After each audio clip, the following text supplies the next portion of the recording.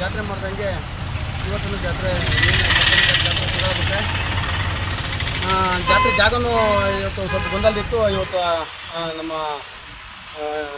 ಇಸ್ತಮ ಮಾಡಿದಂಥ ಈ ಜಾಗದಲ್ಲಿ ಅದು ರೋಡಿಂದ ಸ್ವಲ್ಪ ಹತ್ರ ಇದೆ, ತುಂಬ ಚೆನ್ನಾಗಿದೆ ಜಾಗ. ಸ್ವಲ್ಪ ನೀಟ್ನೆಸ್ ಮಾಡ್ಕೋಬೇಕು ಅಂದರೆ ಡೈಲಿ ನೀರನ್ನೆಲ್ಲ ಹಾಕಬೇಕಂತ ಕಾಣುತ್ತೆ ಧೂಳು ಇರೋದ್ರಿಂದ. ಮತ್ತು ಅದು ಯಾವುದೋ ಟ್ರಾಲಿ ಇದೆಯಲ್ಲ ಅದಕ್ಕೆ ಫೌಂಡೇಶನ್ ಮಾಡ್ಕೊಂಡು ಏನೋ ತೊಂದರೆ ಇಲ್ಲ. ಅಲ್ಲಿ ಹೋಗಿದ್ದೆ, ಅವರೆಲ್ಲ ಮಂಗಳೂರು ಕಡೆ ಎಲ್ಲ ಮರಳಿ ಮೇಲೆ ಎಲ್ಲ ಸಮುದ್ರದ ಸೈಡಲ್ಲಿ ಮರಳೆಲ್ಲ ಹಾಕ್ಬಿಟ್ಟು ಮರಳು ಮೇಲೆ ಈ ಫೌಂಡೇಶನ್ ಹಾಕ್ಬಿಟ್ಟು ಅವ್ರು ಟ್ರಾಲಿ ಓಡಿಸುವಂಥವ್ರು, ಅವರೆಲ್ಲ ಅನುಭವಿಸ್ರು.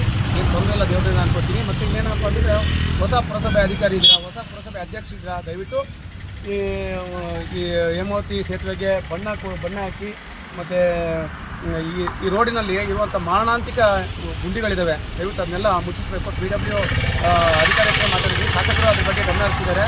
ಮತ್ತು ಹೇಮಾವತಿ ಪ್ರತಿಮೆ ಕೂಡ ಇಲ್ಲಿ ಆಗ್ತಿದೆ, ತುಂಬ ಸಂತೋಷದ ವಿಷಯ. ಸಂತೋಷ ಇದೆ, ಯಾಕಂದರೆ ಕಳೆದ ಬಾರಿ ನಮ್ಮ ಉಪವಿಭಾಗಾಧಿಕಾರಿ ನೇತೃತ್ವದಲ್ಲಿ ತುಂಬ ಚೆನ್ನಾಗಿ ಬಣ್ಣ ಎಲ್ಲ ಹೊಡೆದ್ಬಿಟ್ಟು ಆ ಸೇತುವೆ ಮೇಲೆಲ್ಲ ಒಂದು ಬಲ್ಪ್ನೆಲ್ಲ ಹಾಕಿದ್ರು, ತುಂಬ ಚೆನ್ನಾಗಿ ಮಾಡಿದ್ರು.